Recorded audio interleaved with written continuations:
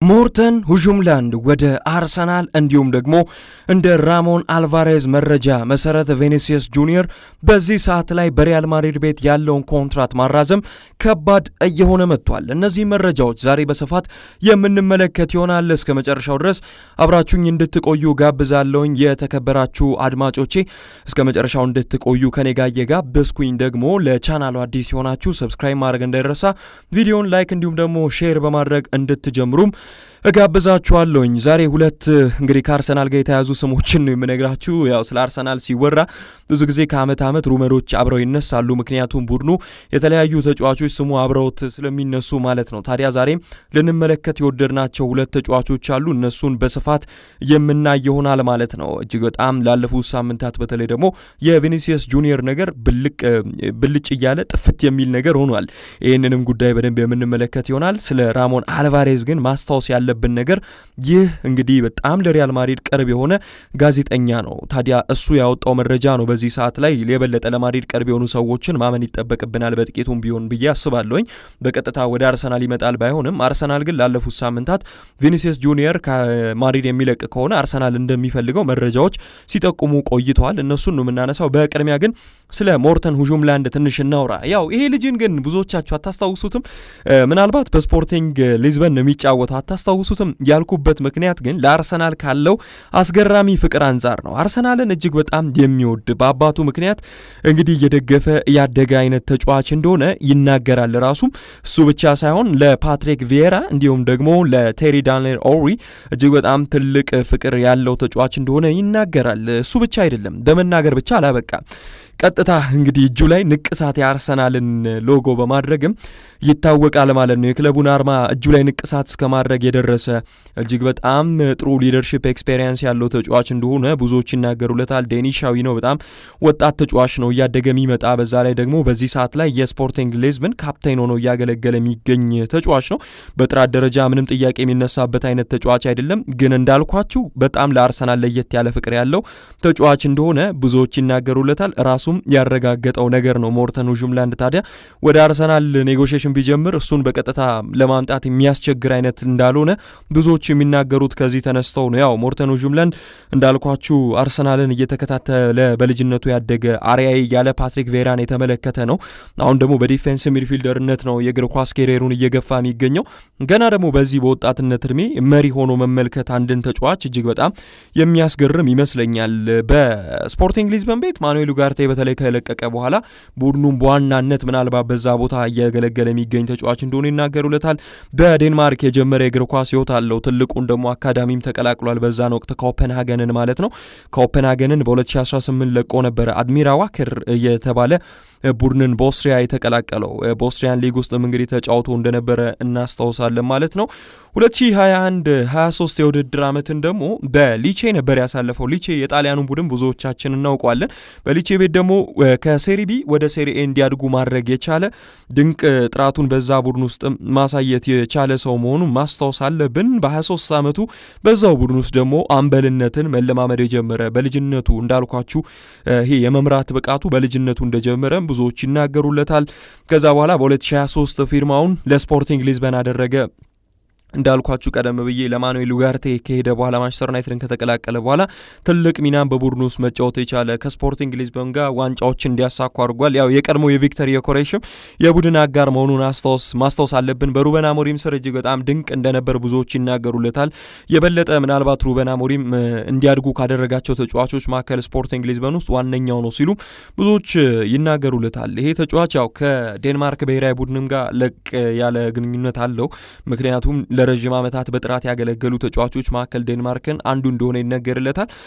በአውሮፓ ዋንጫም ቡድኑን አገልግሏል። በተለያዩ ቦታዎችም ላይ በአማካኝ ስፍራ ላይ ታትሮ ከለፉ ተጫዋቾች መካከል የዴንማርክ ብሔራዊ ቡድን ውስጥ አንዱ እንደሆነ ይነገርለታል። ታዲያ እንግዲህ ሞርተን ሁጁምላንድ ጥራት ካላቸው ተጫዋቾች መካከል ነው አንዱ ብለን ዝም ብለን ስንናገር በ2023 ለዴንማርክ ብሔራዊ ቡድን የመጀመሪያ ጨዋታውን ስላደረገ ምናምን አይደለም። የበለጠ ሜዳ ላይ ከሚሰጠው ኳሊቲ አንጻር ይመስለኛል። ስፖርቲንግ ሊዝበኖችን ብዙዎቻችን ምናልባት ከትልልቅ ከትልልቅ ቡድኖች ጋር በአውሮፓ ሻምፒየንስ ሊግ ሲጫወቱ ምን ያህል ተገዳዳሪ እንደነበሩ ማስታወስ አለብን። እንዲህ አይነት ኳሊቲ ዝም ብሎ የሚመጣ አይነት አይደለም። የበለጠ ከትልልቅ ቡድኖች ጋር ስትጫወቱ ይሄ በሚድፊልዶች መካከል የሚኖረውን ሽኩቻ ማስታወስ አለብን። አንድ ቡድን በተለይ ደግሞ አቬሬጅ የሆነ ቡድንም ቢሆን ባላንሱን ጠብቆ እንዲገኝ የአማካኝ ስፍራ ተጫዋቾች ሚና እጅግ በጣም ላቅ ያለ መሆኑን ማስታወስ ይገባል። ታዲያ ሞርተን ጁምላንድ ጋር ስትመጡ ይህንን ኳሊቲ በሚገባ ታገኙታላችሁ ማለት ነው። የበለጠ በመከላከሉ ደረጃ እንዳልኳችሁ የተከላካይ አማካኝ ነው። ለተከላካዮች ቀረብ ብሎ ሶስት ማዕዘን በመስራት ቡድኑን ሲያግዝ እናያለን። ለተከላካዮች ሽፋን ይሰጣል ማለት ነው። ከዛ በኋላ የፓሲንግ ጥራቱም ላቅ ያለ እንደሆነ ይነገርለታል። አንድ ተጫዋች በሎንግ ፓስ በተለይ ዲፌንስ ሚድፊልደር ከሆነ ወደ ተቃራኒ ቡድን ሳጥን ኳሶችን የማድረስ አንዳንድ ጊዜ አጋጣሚዎችን ሲፈጥር እናያለን። ከዚህም ተጫዋች ይህንን ታያላችሁ። አርሰናል የበለጠ የሚያስፈልገው አንድ ነገር ምናልባት ከቶማስ ፓርቴ መውጣት በኋላ ይሄ ተከላካይ አማካኝ ሲባል ማርቲን ዙቢሜንዲ ነው አምና ቦታውን ይዞ የነበረው። የመጨረሻ ሳምንታት ላይ የነበረውን አቋም እናስታውሳለን። አግሬሲቭነት የሚጠይቅ አይነት ቦታ ነው። በተለይ ደግሞ ፊዚካል ዶሚኔሽን በፕሪሚየር ሊግም ምን ያህል ላቅ ያለ ቦታ እንደሚሰጠው ማስታወስ ይጠበቅብናል። ነጣቂ የሆነ ተጫዋች ይፈልጋል በተከላካይ አማካኝ ቦታ ላይ። ለዛ ነው አሁን ለምሳሌ እነ ኤሊዮት ኤንደርሰን ያው 8 ቁጥር ቢሆንም ወደ 6 ቁጥር ሲመጣ ምን ያህል ነጣቂ እንደሆነ እናውቃለን። ሮድሪ ምን ያህል ቡድኑ ባላንስ ጠብቆ ከዛ በኋላ ደግሞ ኳሶችን ከተቃራኒ ቡድን ተጫዋቾች እግር ስር መንተፎ መውሰድ እንደሚችል እናውቃለን። ቡድኑ በቢልድ አፕ ሲወጣም በነገራችን ላይ ሞርተን ጁምላንድ ማገዝ የሚችል አይነት ተጫዋች ነው። ቨርቲካል የሆኑ ፓሶችን ማድረግ የሚችል ለአማካኞችም ለሌሎች አማካኞች ምናልባት ለ8 ቁጥርና ለ10 ቁጥር ተጫዋቾች እንዲህ አይነት የ6 ቁጥር ቦታ ላይ የሚጫወት ተጫዋች ሲኖር የበለጠ እርጋታን ይፈጥራል። በተለይ ደግሞ የሞርተን ጁምላንድ ሌላው ኳሊቲ በጫናዎች ውስጥ ይሄ እርጋታ ያለው አይነት አማካኝ አለ አይደል? የማይሸበር ፕሪሚየር ሊግ የሚፈልገው አይነት የፕሪሚየር ሊግን ከፍተኛ ኢንቴንሲቲ እናውቃለን። ታዲያ በዛ ኢንቴንሲቲ ውስጥ የሚጫወት አንድ አማካኝ ደግሞ ማድረግ ያለበት ነገር ከሱ የሚጠበቀው እርጋታዎች ነው። የበለጠ በፈጠነ እንቅስቃሴዎች ውስጥ ያለው የሱ እርጋታ፣ በዛ ላይ ደግሞ እንዳልኳችሁ አግሬሽንም ያለው ተጫዋች ነው። እርጋታንም አግሬሽንንም በአንድ ጊዜ መያዝ የሚችል አይነት አማካኝ በዚህ ሰዓት ሬር ነው። ለዚህ ነው የበለጠ የሚፈልገው እሱ ፖዚሽኖችን በቀላሉ አሳልፎ የሚሰጥ አይነትም አማካኝ አይደለም። ከኳስ ጋር ምቾት ተሰምቶት ለተቃራኒ ቡድን አደጋን እየፈጠረ የሚጫወት አይነት ተጫዋች፣ በዛ ላይ እንዳልኳችሁ ገና በልጅነቱ ሊቼን በወጣትነቱ መምራት የቻለ እንዲሁም ደግሞ ስፖርቲንግ ሊዝበንን አሁንም አምበል ሆኖ እያገለገለ የሚገኝ በጣም ይሄ አሁን ላይ ሬር እየሆነ የመጣ አይነት የአምበልነት ሚና አለ አይደል? ጮሆ ሊያሳምን የሚችል አይነት አማካኝ እንደሆነ የአምበልነት ሚና እንዳለው ይናገሩለታል። እንዲህ አይነት ተጫዋች ደግሞ በአርሰናል ቤት የበለጠ አሁን ላይ የሚያስፈልግ ይመስለኛል። ለምሳሌ ማርቲን ኦዴጋርድን ብንወስድ ቡድን አጋሮቹን ይሄ እንደ ድሮ አይነት እየጮኸ የተቆጣ የሚመራ አይነት አማካኝ አይደለም። መልበሻ ክፍል ውስጥ ደግሞ እንዲህ አይነት አማካኝ ያስፈልጋል። ዴክላን ራይስን አሁን እንደው በአምበልነት ሚና እንደው እንውሰደው ቢባል እንዲህ አይነት ትንሽም ቢሆን ካራክተር እንዳለው ተመልክተናል። ለምሳሌ በዛ በማንቸስተር ሲቲ ጨዋታ ላይ ተስፋ በቆረጡበት ሰዓት ላይ ደጋፊዎችም ሌሎችም ሰዎች አላለቀም ገና ነው እያለ ሲያበረታታቸው የተመለከትንበት ሞመንት አለ። እንዲህ አይነት ይሄ በቃ በተባለ ሰዓት ላይ ቡድኑን ሊያበረታታ የሚችል ብርታት የሚሆን ለቡድን አጋሮቹ የበለጠ አርአያ ሊሆን የሚችል አይነት አማካኝ ይፈልጋል።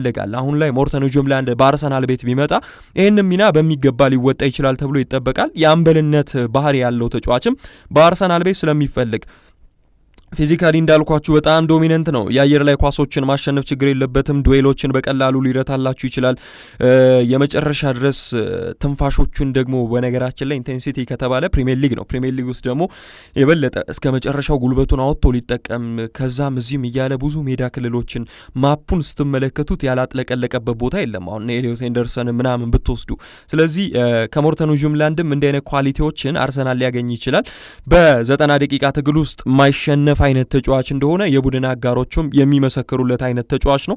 ሜንታሊቲ በዚህ ሰዓት ላይ ምን ያህል ወሳኝነት እንዳለው በተለይ ደግሞ ለትልልቅ የአውሮፓ ሻምፒየንስ ሊግ ምሽቶች ወሳኝነት እንዳለው ማስታወስ ይጠበቅብናል። ሊደር ነው። በዛ ላይ ሜንታሊቲ በጣም የሰራ ስትሮንግ የሆነ ተጫዋች እንደሆነ ብዙዎች ይናገሩለታል። በጫናዎች ውስጥ የማይገባ እጅግ በጣም ዲስታንስ ከቨር ማድረግ የሚችል አይነት ተጫዋች ነው ሲሉ ይናገሩለታል። ያው ከእንዲህ አይነት ተጫዋች ብዙ ጊዜ ጎል አይጠበቅም፣ አሲስቶችም ብዙ ላታገኙ ትችላላችሁ። ነገር ግን የራሱን የቤት ስራ ሊጠብቅ ይችላል። ነገር ግን አግሬሽን ተብሎ ሲነሳ ደግሞ ማስታወስ ያለብን ሌላው ነገር የበለጠ ፕሪሚየር ሊግ ላይ ካርዶች በቀላሉ ሊመዘዙ እንደሚችሉ ማስታወስ ያለብን ይመስለኛል። የተጫዋችም እንዲህ አይነት አደጋ እንዳይጋረጥበት ይፈራል። ምክንያቱም በስፖርቲንግ ሊዝበን የነበረው የጨዋታ ኢንቴንሲቲ እንዲሁም ደግሞ ፋውሎችን ስትሰሩ የዕለቱ ዳኞች የሚመዙላችሁ የካርድ ቁጥርና በፕሪሚየር ሊግ ስትጫወቱ የሚመዘዝላችሁ የካርድ ቁጥር አንድ ላይሆን ይችላል።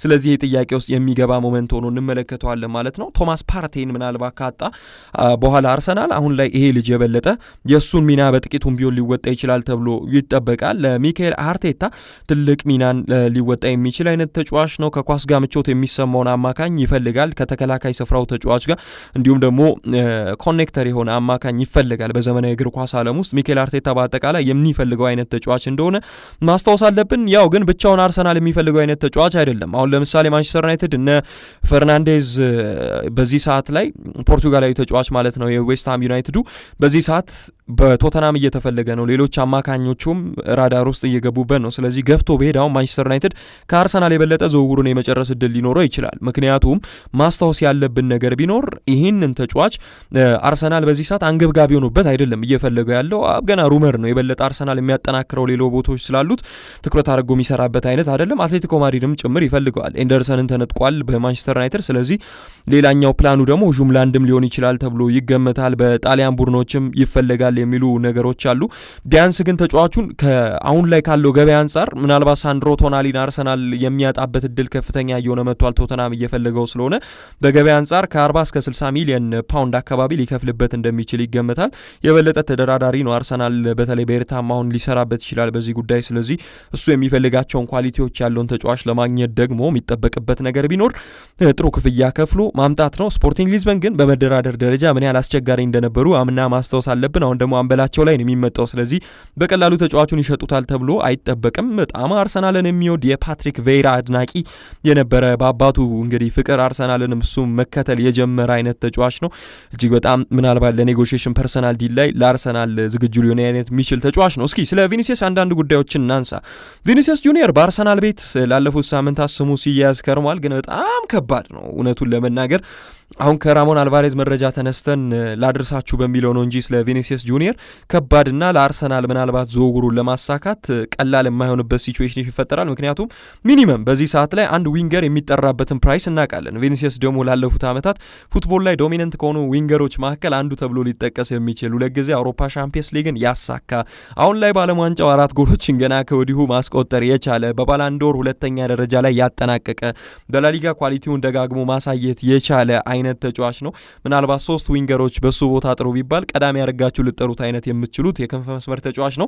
ያው ይሄ የኮንትራት ጉዳይ በተለይ ደግሞ ጆዜ ከመጣ በኋላ በግሌ ትንሽ ስጋት እንዲያድርብኝ ያደረገው ጆዜ እንደ ቪኒሲየስ አይነት ካራክተር ያላቸውን ተጫዋቾች በሪያል ማድሪድ ቤት ያቆያሉ የሚለው ለኔ ትንሽም ቢሆን ጥያቄ የሚፈጥርብኝ ጉዳይ ነው። ከዚህ ቀደም ቤኔፊካ እንኳን እያለ ሀፕን ያደረገውን እናስታውሳለን። ዣቢ አሎንሶና ቪኒሲየስ ጁኒየር መካከል ተፈጥሮ የነበረውንም መዘንጋት የለብንም። ታዲያ ከነዚህ ሲቹዌሽኖች በኋላ ፎር ዘ ፈርስት ታይም ምናልባት ጆዜ ሞሪኖ ወደ ሪያል ማድሪድ ድጋሚ በተመለሰበት ሰዓት ላይ ሁለቱ ተጫዋቾች መልበሻ ክፍል ውስጥ ሊኖራቸው የሚችለው ሲቹዌሽን ምን አይነት ነው? በዛ ላይ ከግራ የሚነሳ አይነት ተጫዋች ነው። ኪሊያንም እንደዛው ሚና ለውጦች ምናልባት ጆዜ የሚወስንባቸው ሞመንቶች ሊመጣ ይችላል። ለራሱ የጨዋታ ሲስተምም ማንን ይመርጣል የሚለው ትኩረትን የሚስብ ጉዳይ ይመስለኛል። ከብዙ ፋክተሮች አንጻር ጆዜና ቪኒሲየስ በማድሪድ ቤት ለእኔ በግሌ ይጣጣማሉ የሚለው ነገር ጥያቄን የሚፈጥርብኝ ነው። ነገር ግን ያው አርሰናል ተባለ እንጂ በተደጋጋሚ የሳውዲ ሊግ ቡድኖችን ነው ስንሰማ የነበረው። ወደ 1 ቢሊዮን ሊያቀርቡለትም ዝግጁ ናቸው ይባላል።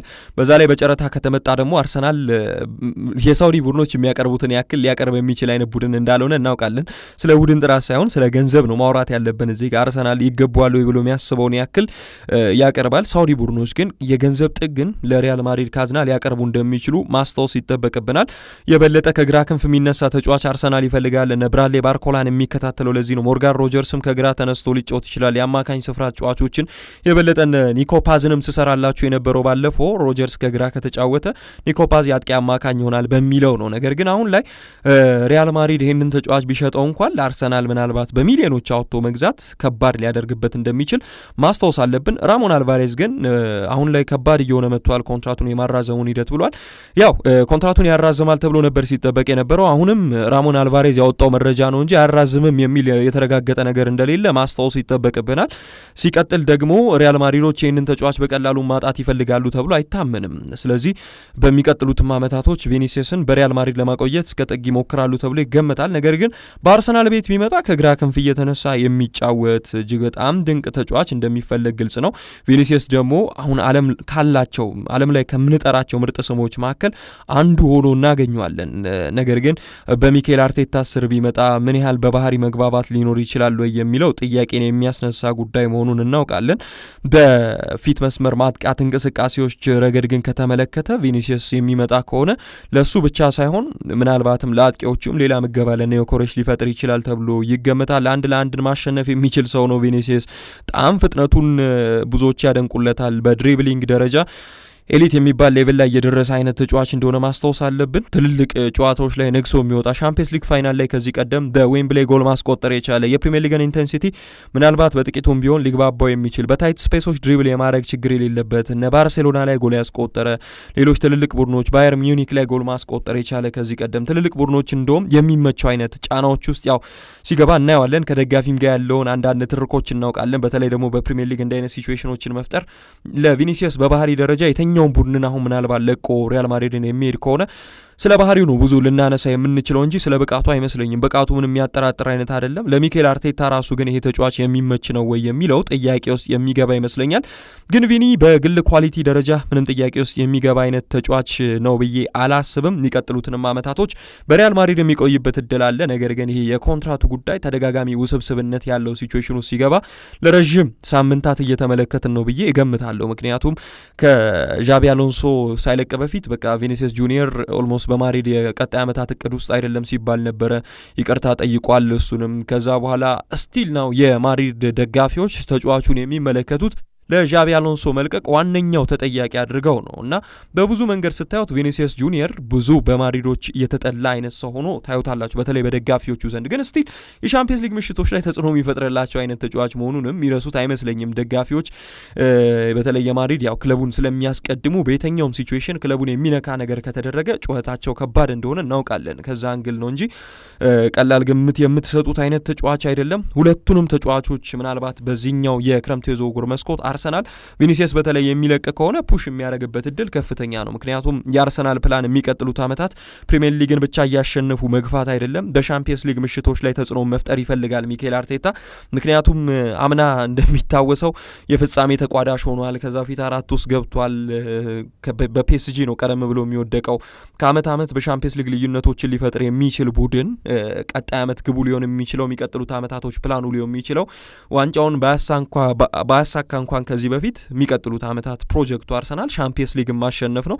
ያለፉት ዓመታት የሚጠበቅ አይነት ቡድን አልነበረም። የበለጠ የፕሪሚየር ሊግ ጫና የነበረበት ነው። አሁን ግን ለፕሪሚየር ሊግም ዋና ተገማች ከሆኑ ቡድኖች መካከል የሻምፒየንስ ሊግም ዋና ተገማች ከሆኑ ቡድኖች መካከል አርሰናል ነው። ከአመት ዓመት በዚህ ፕሮሰስ ውስጥ እየመጣ ስለሆነ እንደ ቪኒሲየስ አይነት የገዘፉ ስሞች ይፈልጋል፣ ምንም ጥያቄ የለውም።